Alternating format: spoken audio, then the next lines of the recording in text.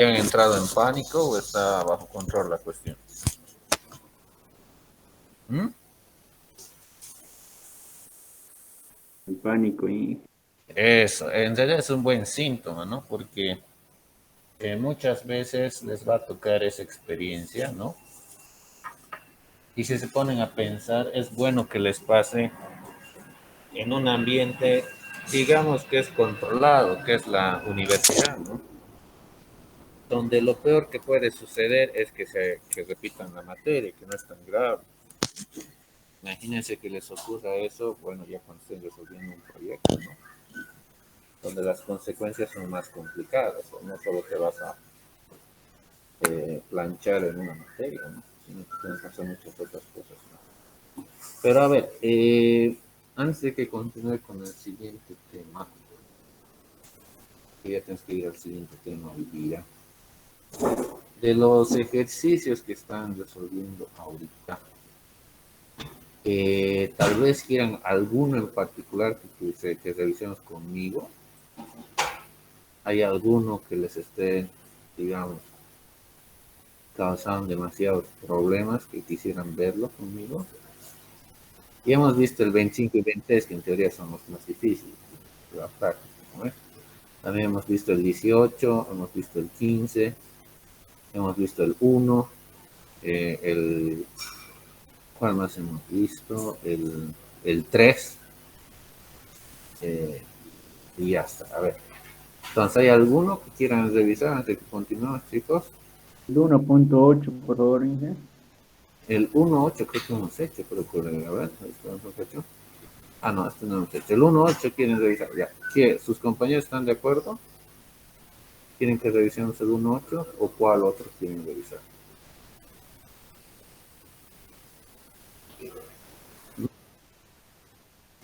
Ya, el 8, el 8 revisaremos entonces, ¿ya?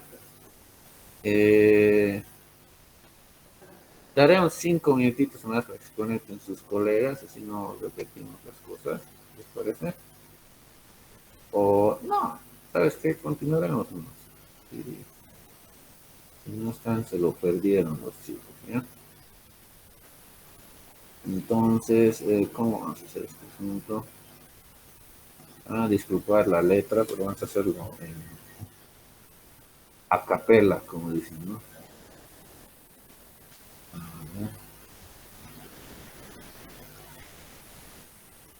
Entonces,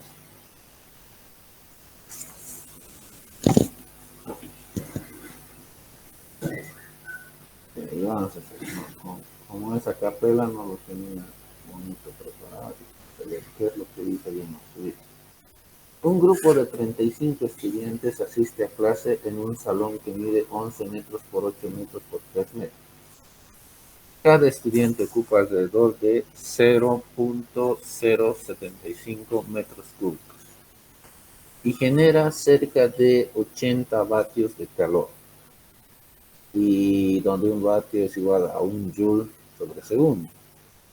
Dice, calcula el incremento en la temperatura del aire durante los primeros 20 minutos de la clase si el salón está sellado y aislado por completo. ¿Qué quiere decir eso? Que las funciones de fuerza en este sistema son nulas, o sea, son cero, ¿cierto? En nuestra definición de modelos matemáticos, recuerdan que teníamos parámetros en las propiedades del sistema, que teníamos funciones de fuerza, que son las que describen las acciones externas sobre nuestro sistema, ¿no es cierto? Y aquí nos está diciendo que al estar sellado y aislado, pues tales influencias externas no existen. ¿Qué más dice? Dice que suponga que la capacidad calorífica del aire C sub D es de 0.718 kilojoules sobre kilokelvins. Suponga que el aire es un gas ideal a 20 grados centígrados y 101.325 kilopascales de presión. Observe que el calor absorbido por el aire, Q, está relacionado con la masa de aire M, la capacidad calorífica y el cambio en la temperatura por medio de la siguiente ecuación. Q es igual a la masa por la integral de CB por el diferencial de temperatura. Eso es igual a la masa por CB por temperatura al final del intervalo menos la temperatura al inicio del intervalo. La masa del aire podemos obtenerla con la ley del gas ideal, donde la presión por el volumen es igual a la masa sobre la masa por WT por RP, donde P, que esto es la presión del gas, D es el volumen, MWT es el peso molecular del gas, que para el aire es 28,97 kilogramos por kilomol, y R es la constante universal de los gases ideales, que es igual a 8.314 kilopascales metro cúbico por kilomol Kelvin. Ya, entonces, ¿qué es? A ver,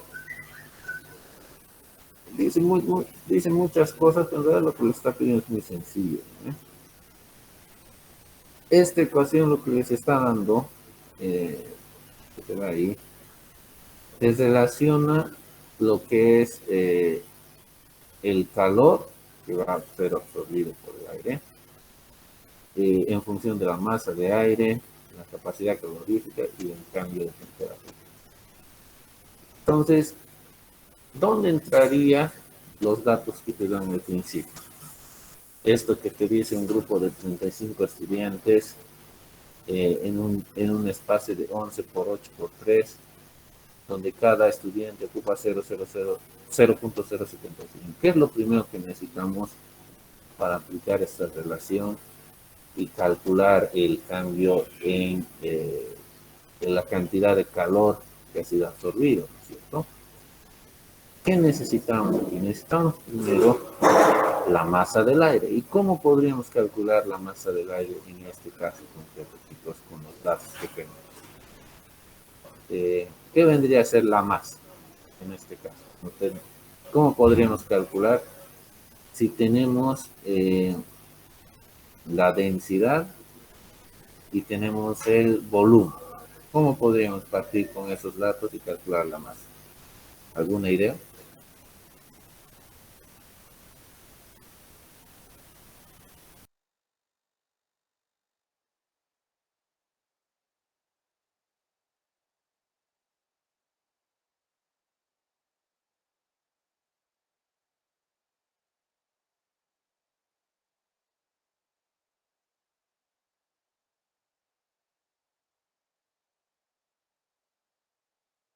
Pero ordenemos los datos, ¿no? Podríamos empezar escribiendo qué es lo que tenemos.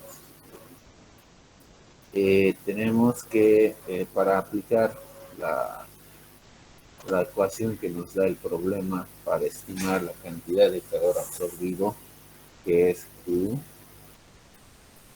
igual a M C sub B T2 menos T1, ¿verdad?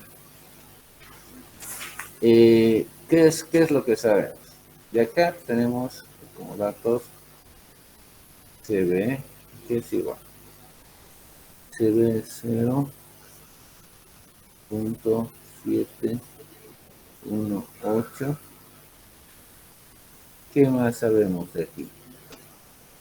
Que bueno, que nuestro aire inicialmente está en una condición de temperatura en aire es 20 grados centígrados.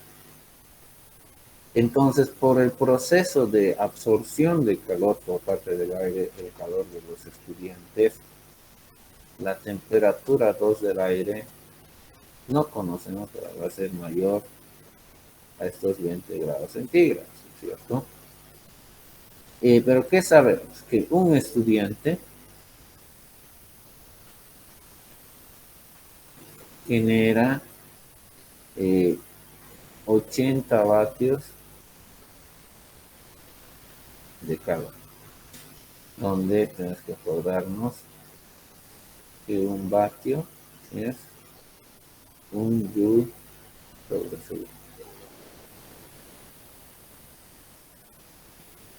Entonces, Aquí, ¿cómo podría obtener esta cantidad de acá, chicos?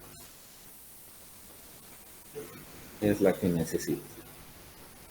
Esto me lo va a definir el tamaño de paso. Si calculo cada 1 grado, cada 2 grados, cada lo que fuera. Acá tengo la temperatura inicial, de dónde está iniciando mi aire, ¿no? Está empezando 20 grados. Entonces, para poder resolver esta ecuación del calor en función solo del tiempo, necesito que la masa sea una constante. ¿Y de dónde podría sacar la masa? Recordamos la ecuación universal del gas ideal, ¿no?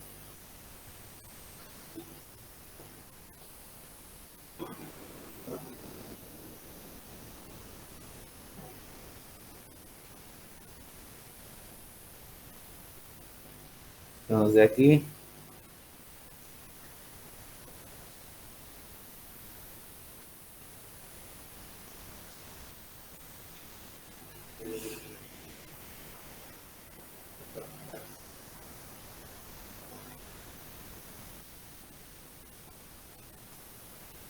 ¿no ve?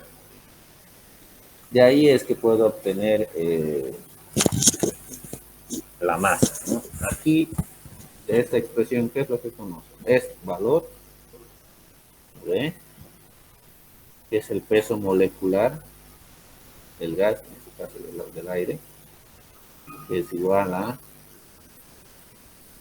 18.7. Esto está en gramos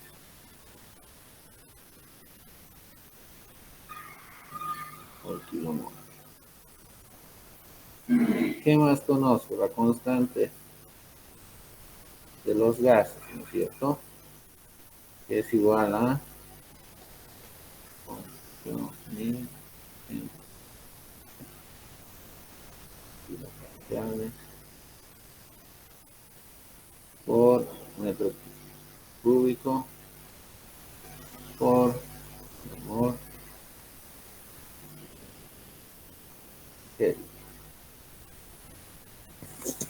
¿Qué más tengo de datos estimados? Tengo tengo tengo porque la temperatura inicial es 20 grados, es esto de aquí.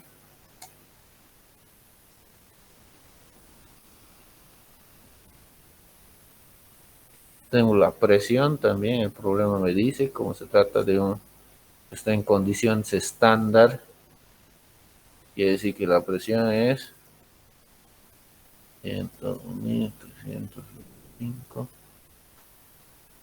kilopascales. Entonces tengo. ¿Qué es lo que me falta aquí? Este de aquí. ¿Y cómo estimo eso, chicos? ¿Cómo podría sacar el volumen? A ver, ideas.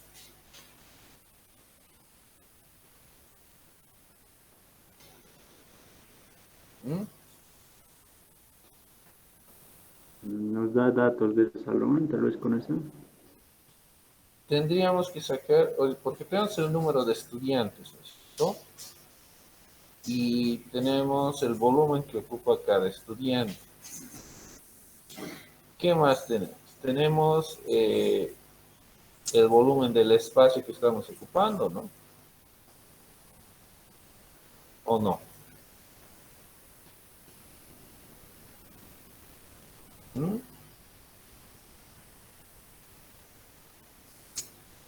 A ver, tómense 5 minutitos y me dicen ese valor, por favor. Como tienen todo para calcular ese volumen, chicos. El volumen que está ocupando el aire. A ver, craneen un poquito cómo podríamos calcular. El volumen aire. Aquí es igual.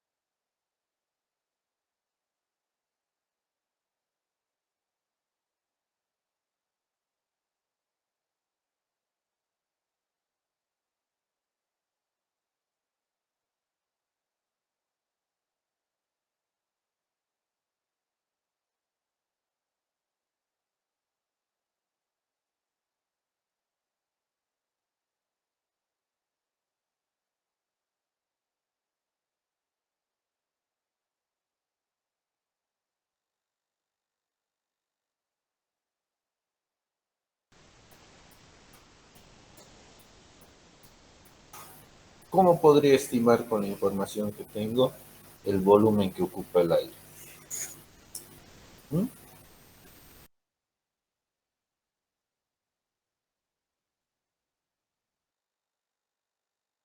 Me salió Ginge 261.375. Ya, ok, Edwin, gracias. Entonces, ¿cómo llego a eso? ¿Qué tengo? Entonces, tengo el volumen del cuarto, ¿no es cierto?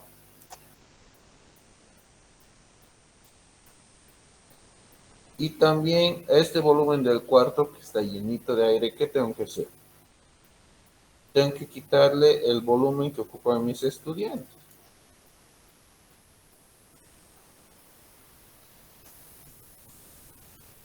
¿Lo ven? Entonces, ¿cuál es el volumen del cuarto en total? ¿Mm? ¿Qué nos dice el problema, chicos?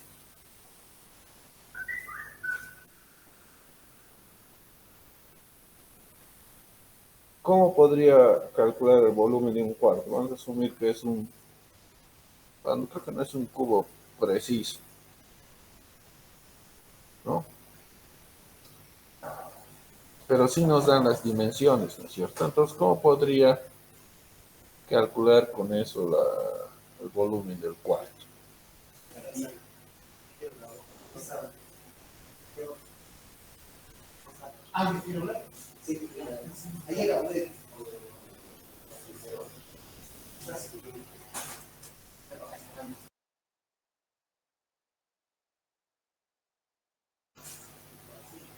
¿Cómo es, chicos? A ver, Lizeth, ¿cuál es el volumen del cuarto?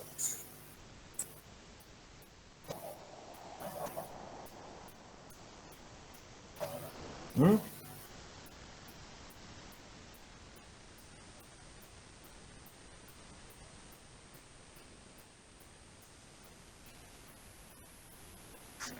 11 por 8 por 3 en el libro. Eso, gracias, Alejandro.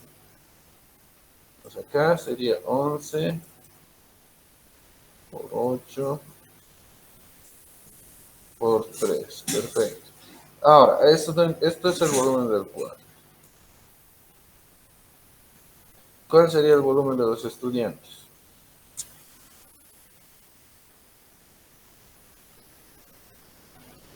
¿Mm?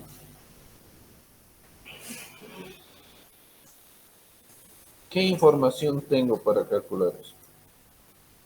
0.075 por 35 creo que es. Exacto, me da el volumen de cada estudiante, ¿no es cierto? Y sé que hay 35 estudiantes. 35 por 0.075. Ahora, alguien ya me calculó esto y ¿cuánto salía?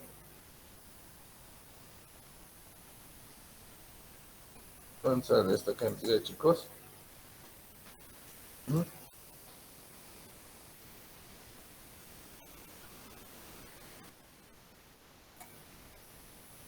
Ya, 261.5. Ojo que aquí estoy asumiendo que todo está homogéneo en términos de unidades, ¿no? Aquí está metro, está en metros cúbicos, entonces toda esta cantidad está en metros cúbicos, ¿no ve? Pues eso entra aquí.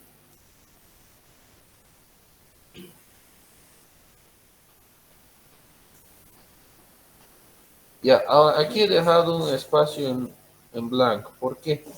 Porque si observo todas las cantidades que me están brindando el problema, pues me las está dando en grados Kelvin, ¿no es cierto?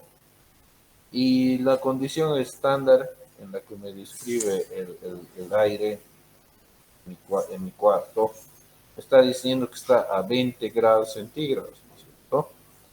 ¿Estará bien que ponga 20 aquí? ¿O qué tendría que ser con este 20?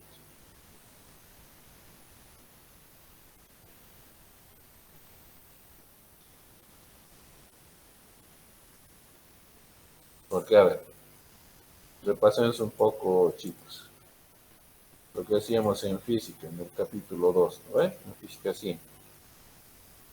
¿Cómo era?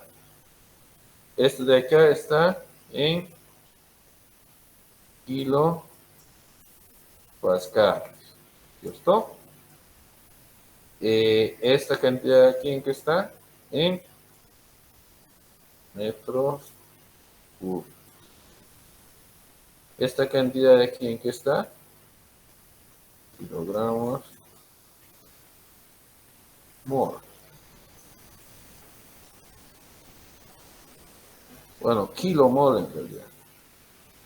Expresado en esa forma. Y aquí abajo, ¿qué tenemos? Esta cantidad aquí en cómo está expresado está en kilopascales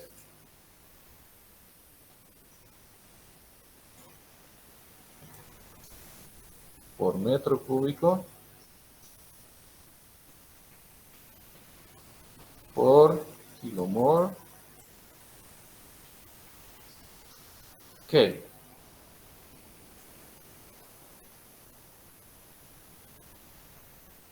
¿Ve? Entonces aquí, ¿en qué está expresado ese 20? Desde acá. Deben sumar 273.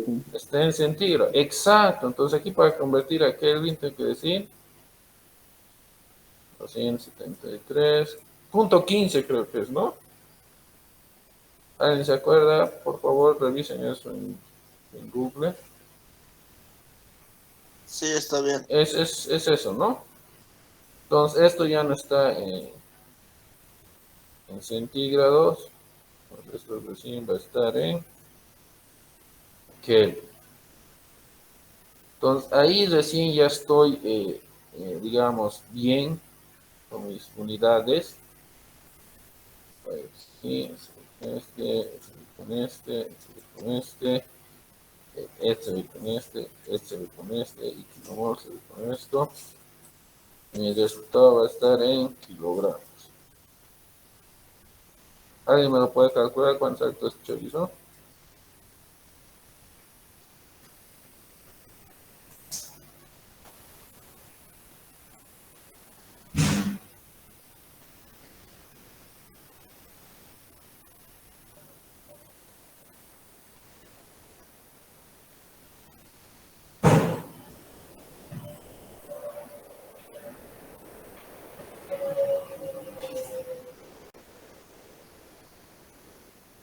Calculen si yo hacer todo.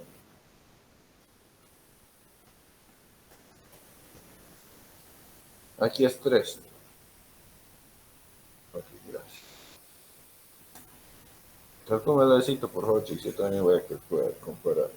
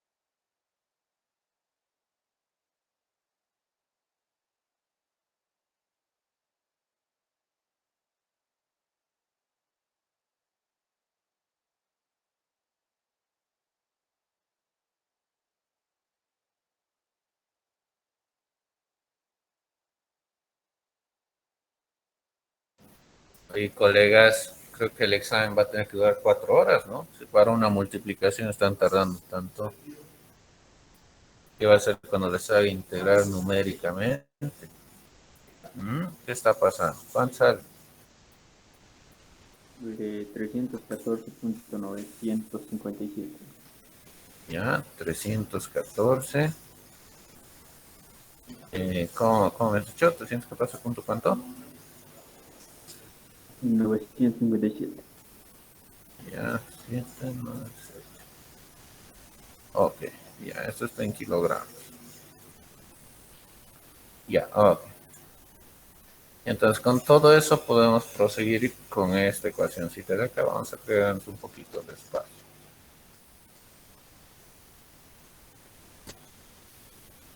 Entonces, ¿qué sabemos?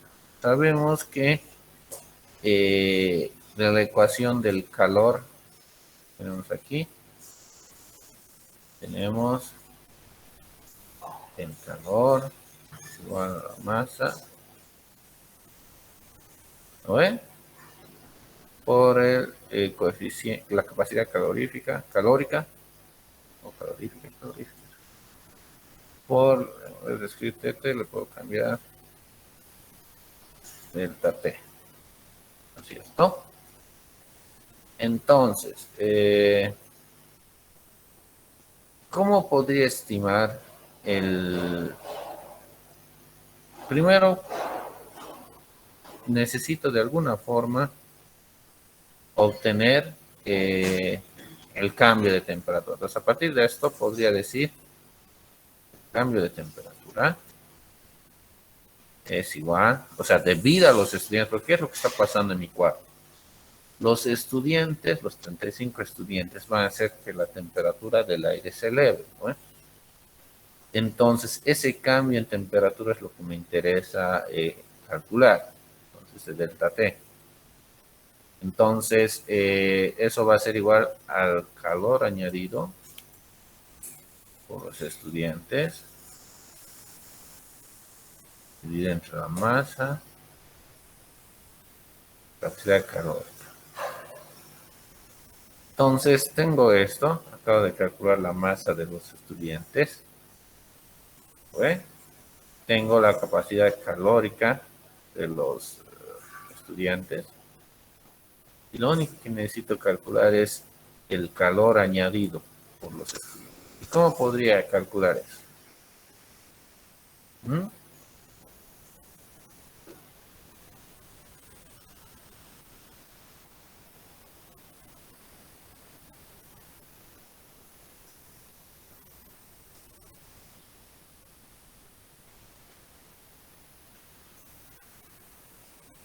¿Qué es lo que sé, chicos? Que un estudiante me aporta 80 vatios. ¿No ve? Donde recordamos que un vatio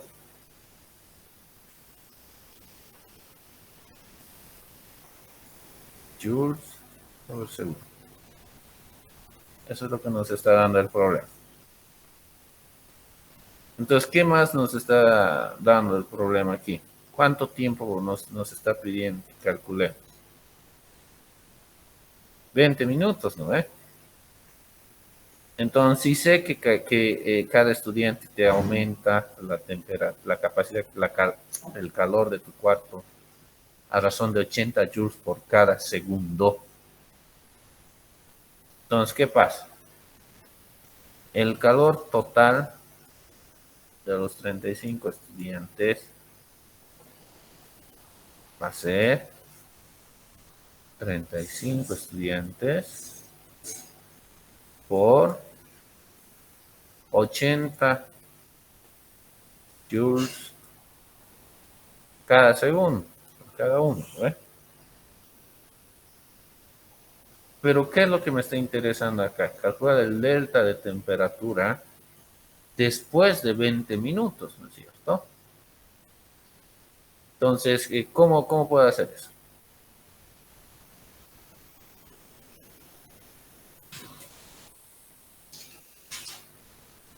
¿Mm?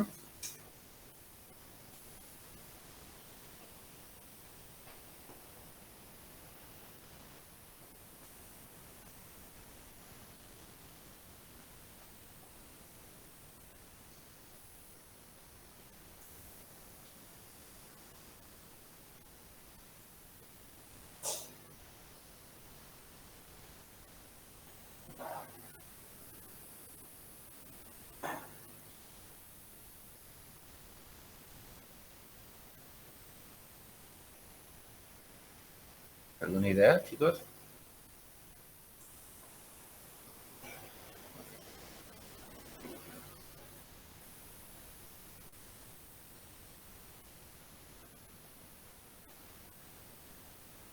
A ver.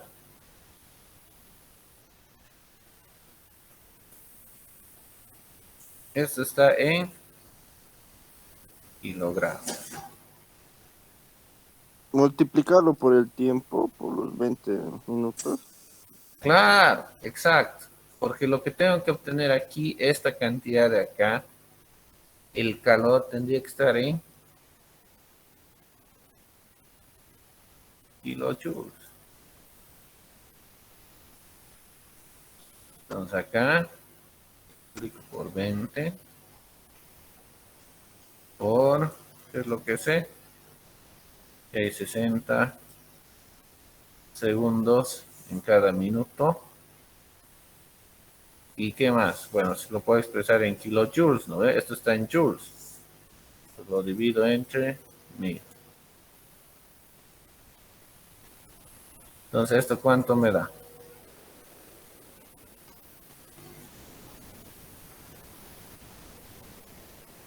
Porque esto es segundos en un minuto.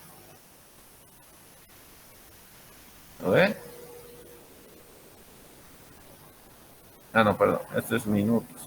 ¿No ve?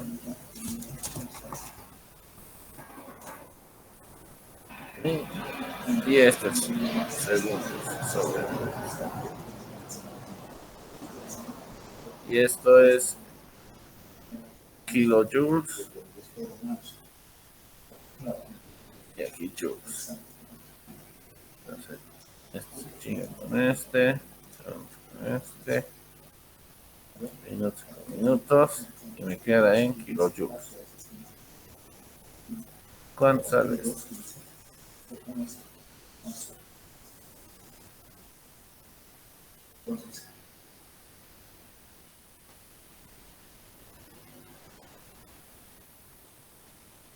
Eh, 3.360. Ya. 3160 kilojoules. Entonces, con este dato, ya puedo estimar cuál es el delta del cambio de temperatura. Entonces, 3360 kilojoules dividido entre, ¿cuánto era la masa? Hemos calculado en el anterior paso, era 300. Dije, es 3.360. Ya, ya. Y aquí estaba la masa, esto, aquí otra, ¿no? Entonces aquí es,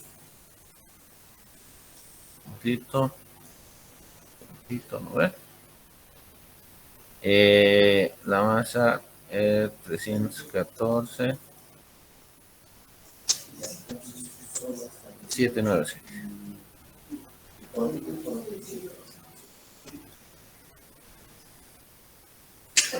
¿Y cuál es la capacidad calorífica?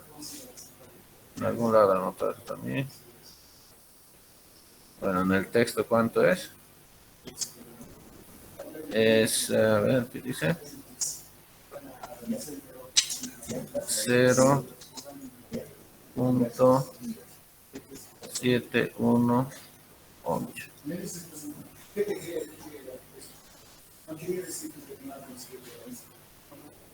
Ya, ¿esto en qué está? ¿En qué unidad está? Entonces, esto está en kilogramos. Y esto está en kilojoules sobre kilogramos Kelvin. Entonces, esto es kilojoules, kilogramos, y el resultado está en Kelvin. Entonces, ¿cuánto sale esta operación, chicos?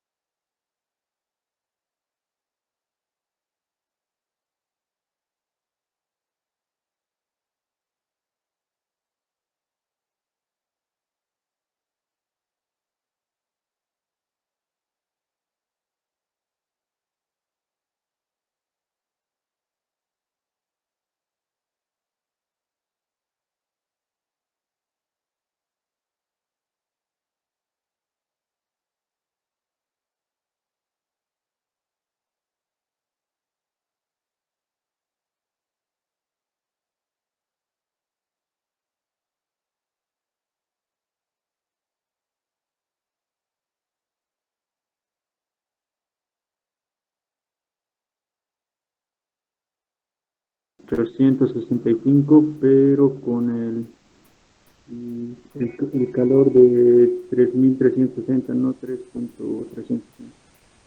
Ya, no, está bien, estimado. Entonces voy a anotarlo como 1486.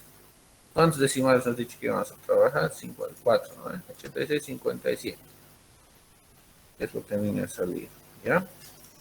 Entonces, esto, ¿cuánto tengo que sumarle para que esté expresado? Porque ¿qué va a ser al final la respuesta en esto? ¿Qué es lo que me pide? La T final, ¿eh? La T final va a ser 20 grados, que es donde está iniciando, ¿no es cierto? Más esta temperatura expresada en grados centígrados, ¿no? ¿Y cuánto es esta temperatura en grados centígrados? ¿Alguien puede decir? En Kelvin, esto, ¿no?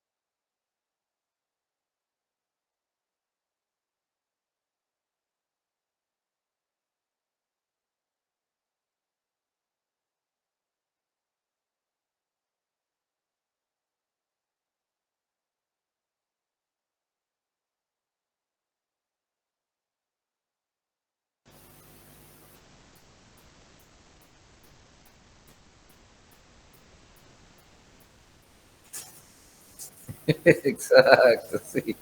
¿No les parece extraño eso, chicos?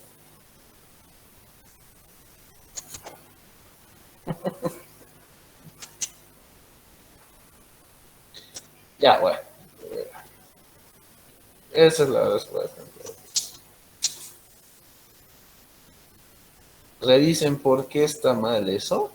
En algún lado en las unidades lo hemos pegado. ¿No? Porque en realidad tendría que ser una temperatura mayor a 20 grados. ¿No? Inge, y si en lugar de eso le sumaríamos a los 20 grados centígrados, lo convertiríamos a Kelvin, lo sumaríamos y después para convertir a grados centígrados, de Kelvin a grados centígrados nos sale 30 y tantos. Ya, está bien, ya, de acuerdo. Entonces, la idea es que tiene que ser un valor mayor a 20, ¿no? Entonces podríamos hacer así, ¿no? 20 más 270 me he olvidado, ¿no?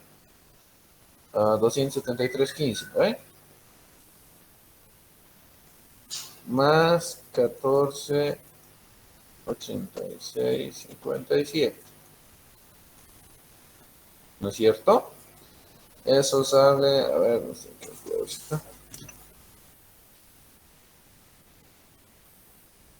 20 más 273.14 más 14.86. 57 sale 308 Kelvin, ¿no? Bueno, punto 057. ¿Ya? ¿Alguien ha tenido algo similar hasta ahí? Esto lo vuelvo, esto es Kelvin, ¿no? Y esto es igual a su vez a... Ya, voy a redondear por la flojera anotar los decimales. Ustedes anotan con 4, 35 grados.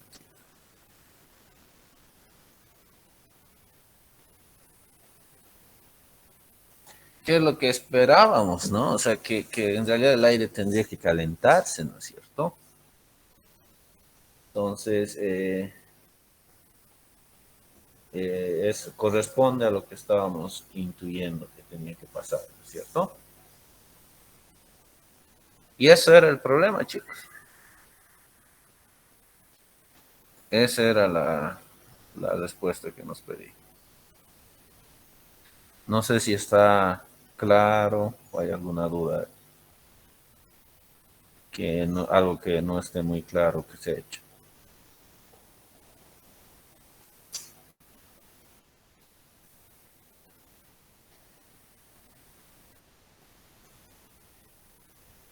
Ya, en vez de convertir los Kelvin a centígrados, lo que hemos hecho es convertir los centígrados a Kelvin.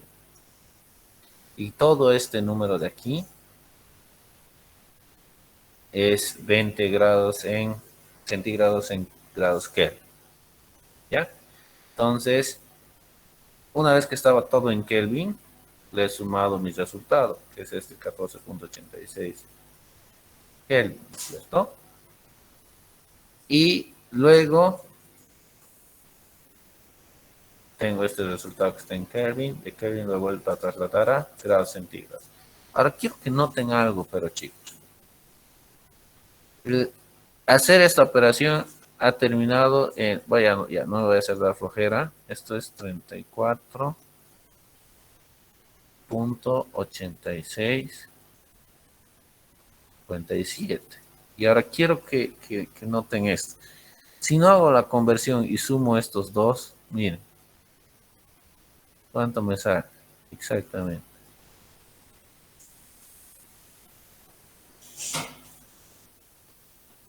Miren eso.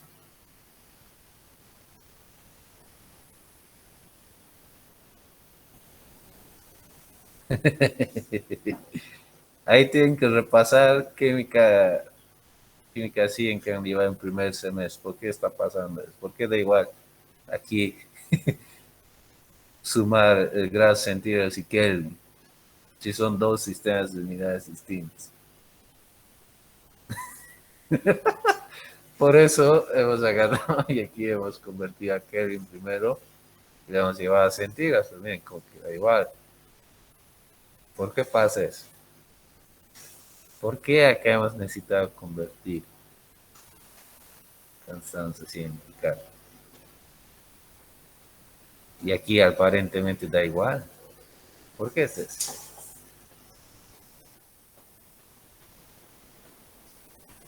Ya no se torturen, pero simplemente podrían agarrar, convertir todo en Kelvin y luego sumar en Kelvin, luego volver a convertir a centígrados.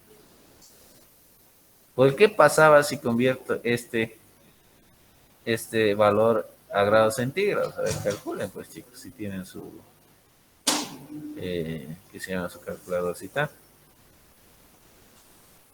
Agarren y hagan el trabajito de convertir.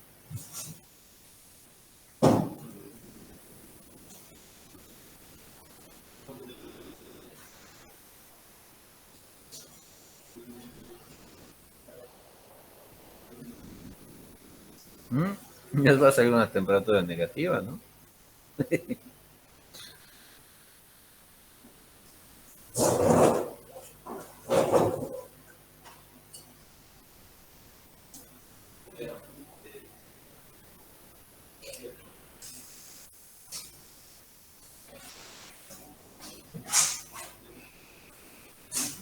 Ya, chicos, no se traba.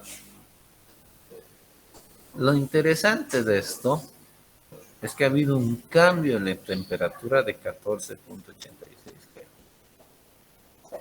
Ese es el mensaje que tienen que rescatar de este problema, chicos. Que el cambio de temperatura ha sido a mayor. ¿No ven? Entonces, eso es lo que interesa de este problema.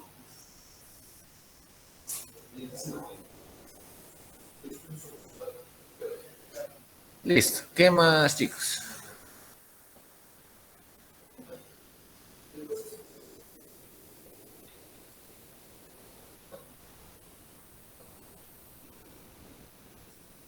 O sea, aparte de las unidades, ¿está claro cómo vamos a llegar al resultado?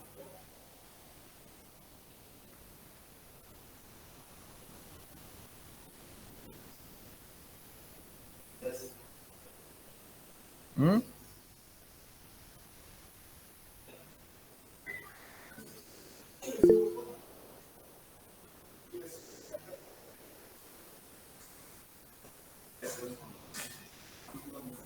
Ya, chicos. Entonces, no se olvídense el control de su práctica.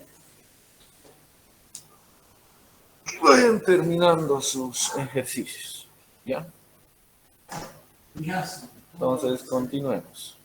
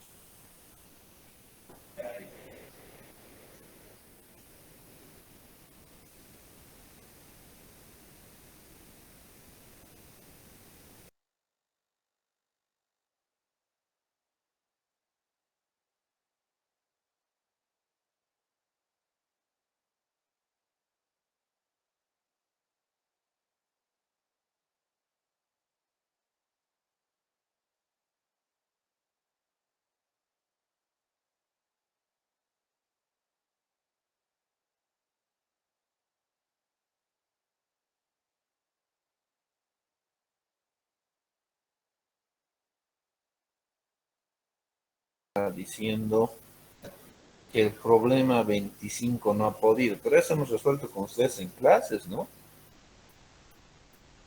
O alguien no ha entendido siempre cómo nos resuelve. ¿Mm?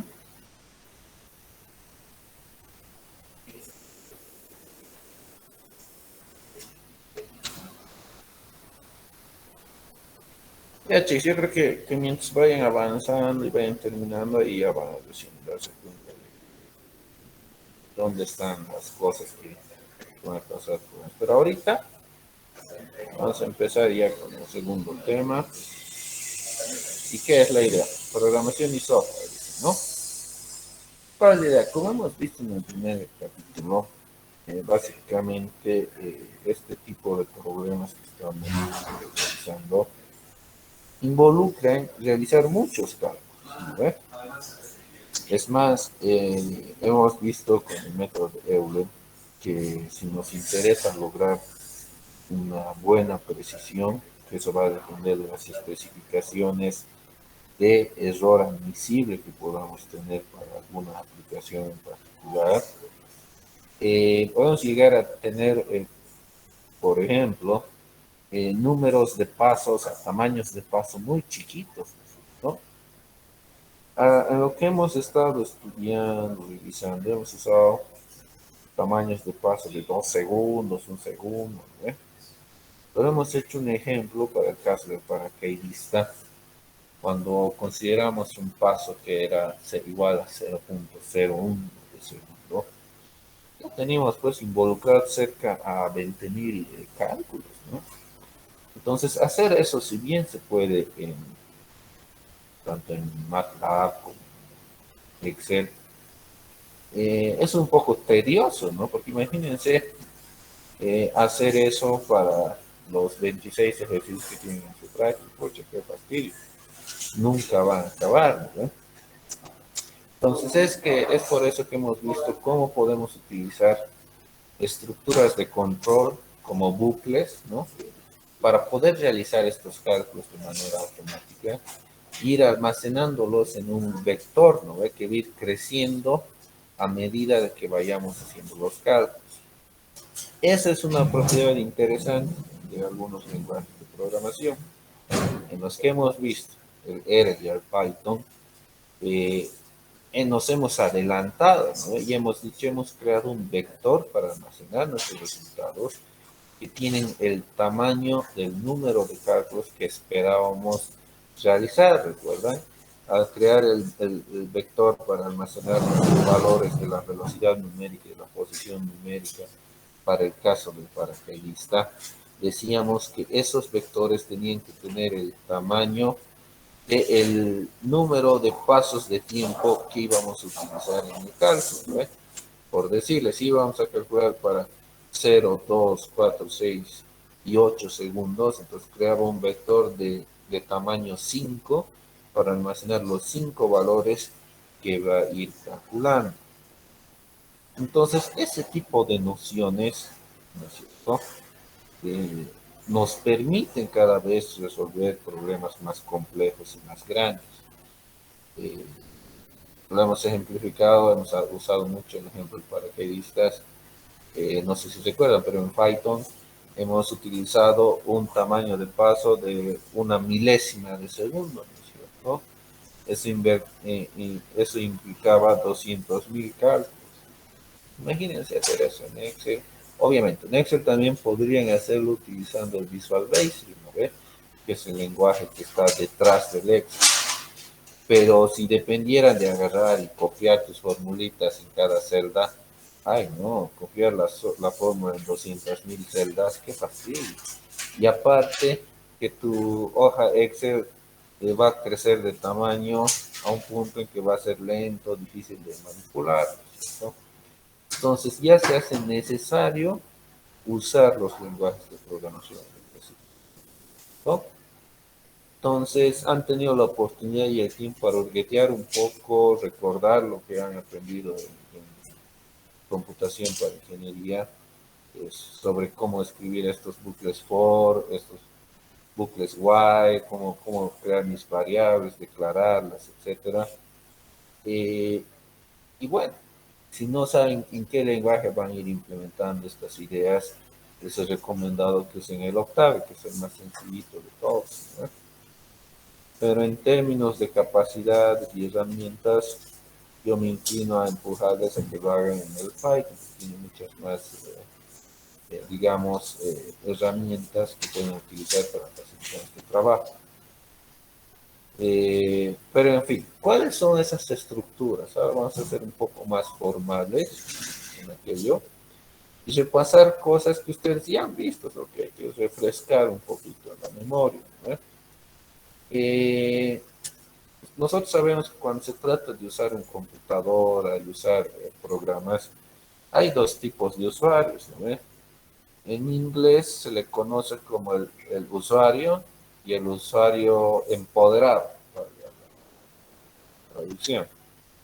¿A qué se refiere eso? El que es solo usuario va a agarrar y va a utilizar lo que ya está hecho. O sea, va a agarrar el MATLAB, va a usar sus herramientitas, va a usar el Excel, va a poner sus gráficos en las columnas, va a hacer los gráficos y va a usar lo que está ahí, lo que está a la mano, lo que está en los menús, en las herramientitas que ahí te presentan los programas por defecto, ¿cierto?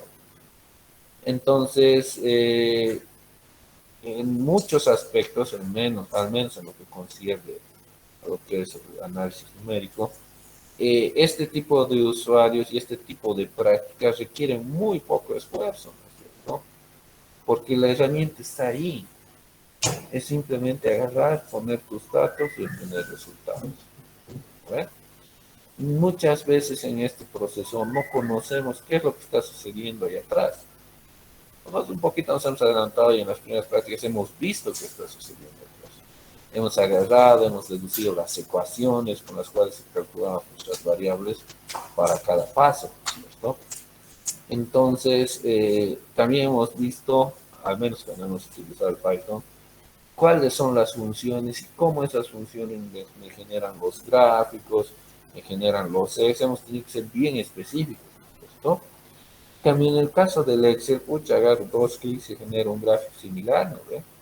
Voy a insertar gráfico 2D o gráfico XY, selecciono mis dos columnas y ya está, ya tengo mi gráfico de tiempo versus posición o tiempo versus velocidad, ¿no es cierto? Pero ¿qué pasa si ya tengo que usar cuatro ejes, ¿no? Dos horizontales y dos verticales? ¿Cómo hago eso en Excel? Bueno, ya no es tan directo, ¿no? Les he mostrado una forma de generar dos ejes verticales en Excel para incluir dos tipos de datos con dos escalas distintas, ¿no? Pero ya eso ya no es tan directo, ¿no es cierto? Hemos visto cómo en MATLAB podemos hacer lo mismo. Hemos visto cómo podemos hacerlo en R, en Python. Ya requiere ahí, ¿no?, que nosotros pensemos en términos de escala, en términos de posición, etcétera, ¿no?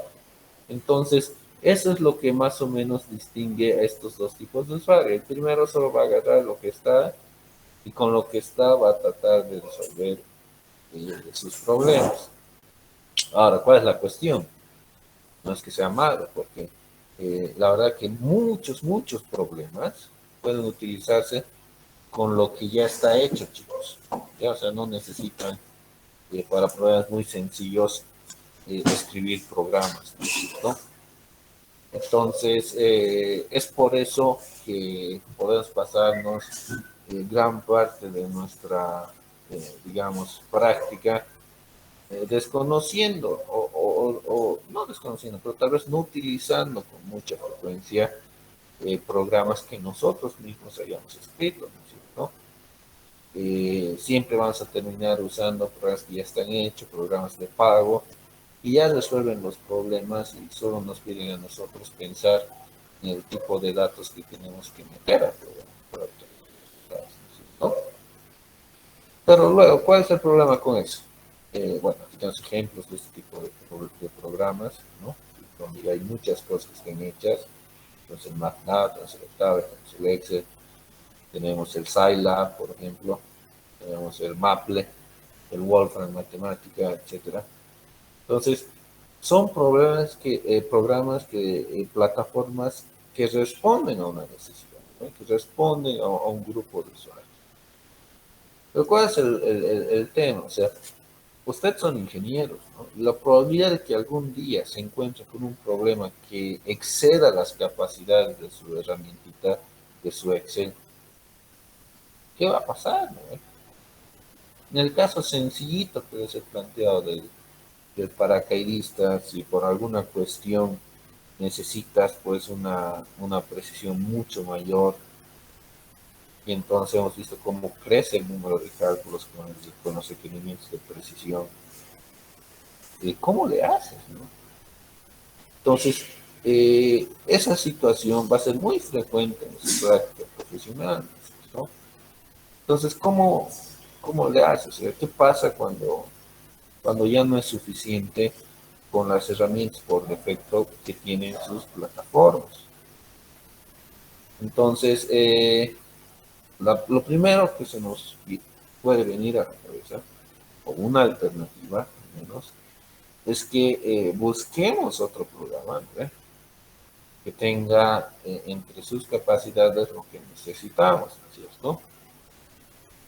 Ya, puede ser. Y es más, el mercado es tan amplio, tan grande y tan desarrollado hoy en día que hay un buen chance de que puedan encontrar un programa que incluya aquello que están necesitando, ¿eh?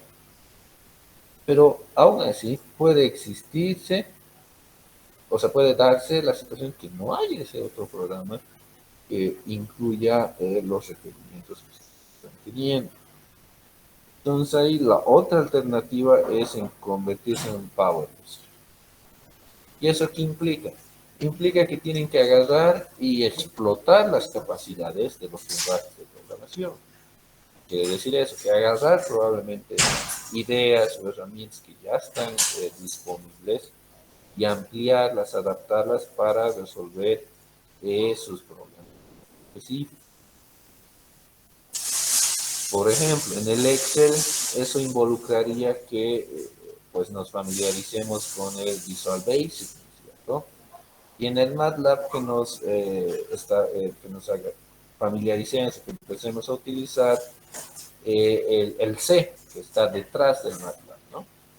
Una versión del C que se llama Objective-C, es el lenguaje con el que trabaja el MATLAB y lo plano.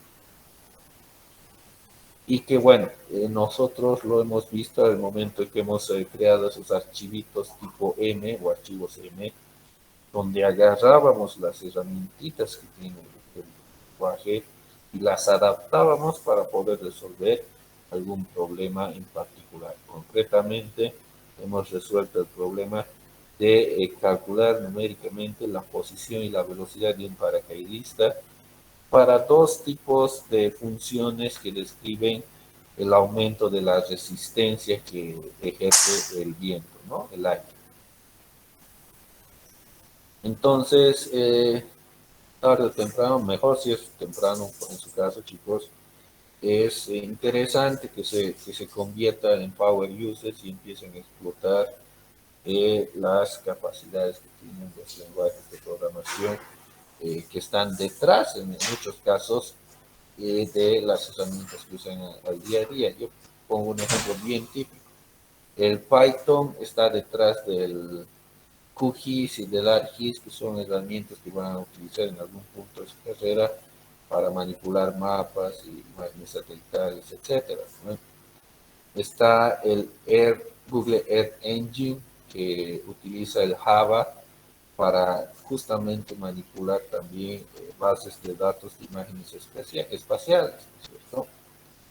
Entonces, con el C++, por ejemplo, pueden agarrar, crear una interfase entre lo que es el Excel y el AutoCAD para agarrar y dibujar calcular en el Excel y que salga su planito directo a AutoCAD, ¿no?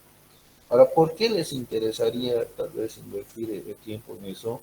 Después, porque en vez de pasarte todo el fin de semana haciendo tus planes, clic, punto en el AutoCAD, pues agarras tu planillita, lo calculas y ya pues el programa se encarga de dibujártelo.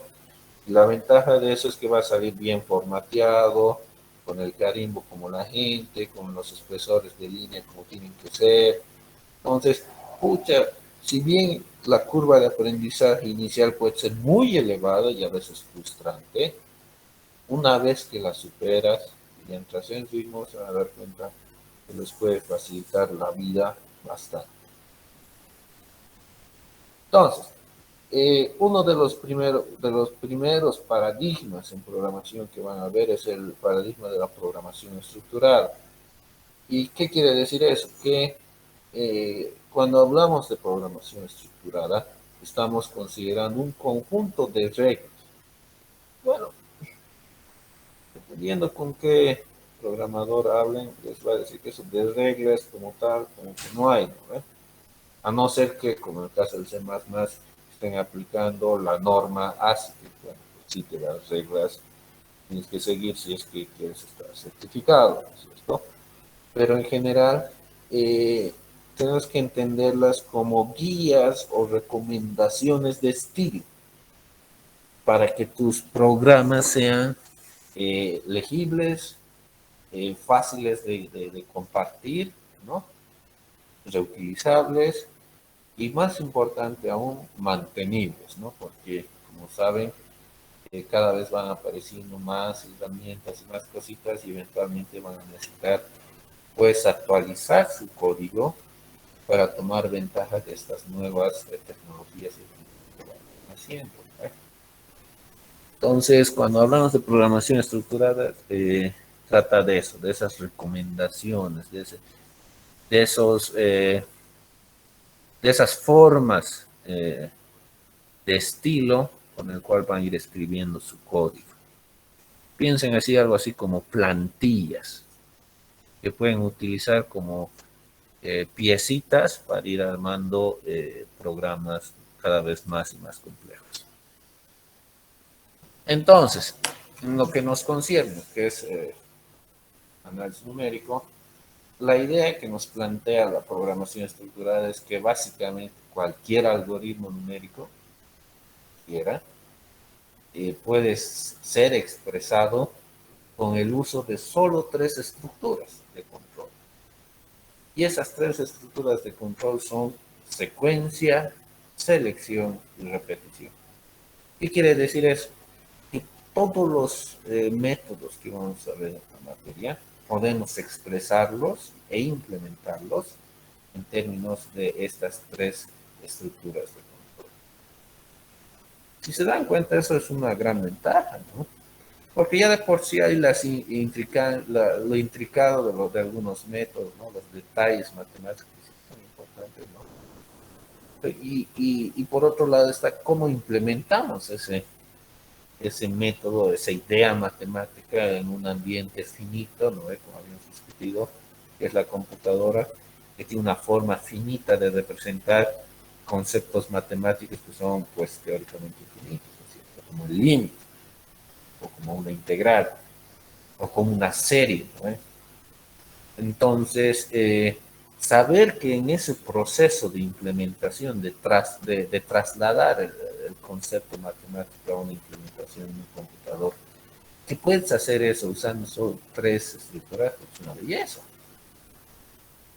O sea, básicamente lo que esto implica es que si manejas bien estas 3 estructuras en cualquier lenguaje, C++, Python, R, Octave, Visual Basic, lo que fuera, mucho estás hecho, pues. Puedes agarrar y digamos, las dificultades se van a trasladar a otro ámbito. Se van a trasladar al ámbito de comprender lo que es el método como tal. Porque ya sabes que su implementación la puedes traducir en términos de 3 estructuras de control. Entonces aquí vamos a ver un poquito cuáles son esas estructuras de control, ¿no? Y una forma que se usa mucho, bueno, no estoy tan seguro si se sigue usando ahora en términos de la práctica, pero definitivamente se usa como herramienta pedagógica cuando se está aprendiendo a programar. Estoy seguro que ha sido una de las primeras cosas que ustedes han hecho en programación, es el uso de lo que son los diagramas de flujo y los pseudoalgoritmos, ¿no es cierto? Que es una forma de expresar, bueno, no solo estas estructuras, sino código, de una forma que es independiente del lenguaje, ¿no? Entonces, más o menos van a ver en muchos libros de programación o en muchos manuales donde se especifican algoritmos, este tipo de símbolos de acá. Son estándares, lo que se usa para expresar ideas que son comunes entre programas. Por ejemplo, el símbolo de acá te está indicando que es la terminal, que es el inicio o el final de algún programa. Estas flechitas de acá son las líneas de flujo, que te van a representar el flujo de la lógica del programa, ¿no? Este otro de aquí es para representar un proceso, que va a representar cálculos, manipulaciones que hagas a tus datos, etc. Este otro de acá va a representar entrada y salida de datos entre partes que tengas en tu programa. Este que es tal vez el que vamos a ver mucho, representa la decisión, ¿no? Que llegas a este punto y hay que hacer algún tipo de prueba, ¿no? Una comparación, una pregunta, una decisión que tengas que tomar, que va a decidir cuál es el camino que va a seguir tu programa, el flujo de tu programa, el flujo de tus cargas. Este de acá va a representar unión. Bueno, el resultado de 2 líneas de flujo se unen para algún proceso. Este de acá va a ser una conexión de fin de página, que bueno, pues, obviamente vas a tener algoritmos que van a ser muy, muy largos, ¿no? Realmente su implementación en algún programa puede llegar a ser muy, muy larga, hojas y hojas. Entonces necesitas una forma de entender cómo es, dónde termina y dónde empieza de salir de una página a otra. Y es lo que se utiliza. Y este de acá es el ciclo de cuenta controlada. que es para describir, ¿no ve? Los ciclos que van a repetir un número predeterminado de iteración. Son los bucles que hemos estado utilizando, ¿no? Para calcular, en el caso de la solución numérica, de las velocidades y posiciones del problema de paracaídas. Entonces, veamos un poquito la primera estructura con la que nos encontramos, que es la secuencia. Que es más o menos lo que hemos hecho hoy día con ese ejemplito, ¿no? Hemos empezado calculando una cosa, esa cosa la hemos usado para calcular la siguiente, y ese resultado hemos utilizado para calcular el siguiente. Entonces, sí, una estructura lineal, una secuencia en la que un paso sigue al otro y el otro sigue al otro, ¿no? Entonces, la estructura secuencial se refiere justamente a eso, a un conjunto de instrucciones que se deben realizar instrucción por instrucción. Y en esta forma, ¿no? Tienes instrucción 1, instrucción 2, instrucción 3, instrucción N, en forma de diagrama de flujo. Y a la derecha tenemos en forma de pseudocódigo, que es una descripción de qué es lo que está sucediendo con tu estructura de control. Luego tenemos selección. Esta estructura nos va a permitir dividir el flujo de nuestro programa en ramas. Y esa división va a ser el resultado de que va a tomarse alguna decisión, alguna condición lógica que va a tener que cumplirse para decidir cuál es la rama que va a seguir tu programa. Entonces, una de las, bueno, la estructura más común y conocida es el if, then, else. Es el bucle que vamos a utilizar bastante también en esta forma, ¿no? Entonces, estás yendo en tu programa, llegas a un punto en que se tiene que tomar una condición, ¿no es cierto? Si es verdadero, vas a ir a un bloque donde se van a hacer una serie de cálculos que representa el bloque verdadero. Y si es falso, va a pasar a alguna otra situación en tu flujo de programa, que puede ser también otro bloque de situaciones que tienen que darse en caso de que sea falso, ¿no? Por ejemplo, si dices verdadero, calcula más, sume más 2, y si es falso, sume más 3, o alguna cosa de eso, ¿no? Y que es esta de acá, ¿no? Que si tienes una condición verdadera, vas al bloque verdadero, y si tienes una condición falsa, vas al bloque falso. Ahora, esta idea, ¿no? Se puede generalizar, ¿no? O sea, puedes tener, si mi precipitación es mayor a 10, entonces haga esto. Pero si es mayor a 20, haga esto. Pero si es mayor a 30, haga esto. Pero si es mayor a 40, haga esto, etcétera, etcétera, ¿no? Entonces se puede generalizar a n casos. Solo que ya cuando pasas de 3 condiciones, de 3 estructuras de control, ya se hace bastante complicado implementar y más que todo seguir la lógica de tu programa.